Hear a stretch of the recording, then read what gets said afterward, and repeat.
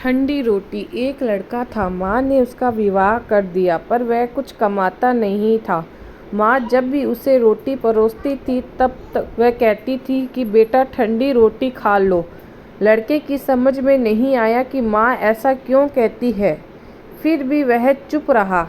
एक दिन माँ किसी काम से बाहर गई तो जाते समय अपनी बहू उस लड़के की पत्नी को कह गई, जब लड़का आए तो उसको रोटी परोस देना और रोटी परोस कर कह देना कि ठंडी रोटी खा लो।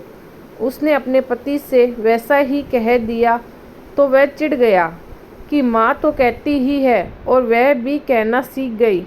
वह अपनी स्त्री से बोला कि बता, रोटी ठंडी कैसे हुई? रोटी भी गर्म है, दाल साग भी गर्म है, फिर तू ठंडी रोटी कैसे कहती है? वह बोली कि यह तो आपकी माँ जाने। आपकी माँ ने मुझे ऐसा कहने के लिए कहा था, इसलिए मैंने कह दिया। वह बोला कि मैं रोटी नहीं खाऊंगा, तो मैं कहती थी तू भी सीख गई। माँ घर आई तो उसने बहू से पूछा कि क्या लड़के ने भोजन कर लिया? वह बोली कि उन्होंने तो भोजन किया ही नहीं, उल्टा नाराज हो गए। माँ ने लड़के से पूछा तो वह बोली कि माँ तू तो रोज़ाना कहती थी कि ठंडी रोटी खा ले और मैं सह लेता था, पर अब ये भी कहना सीख गई, रोटी तो गर्म होती है, तू बता कि रोटी ठंडी कैसे है?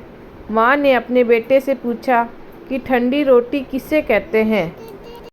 तो बेटा बोला, माँ सुबह की बनाई हुई रोटी शाम को ठंडी होती है, बासी रोटी ठंडी और ताज़ी रोटी गर्म होती है। माँ ने कहा, बेटा अब तू विचार करके देख, तेरे बाप की जो कमाई है वह ठंडी है और बासी रोटी है।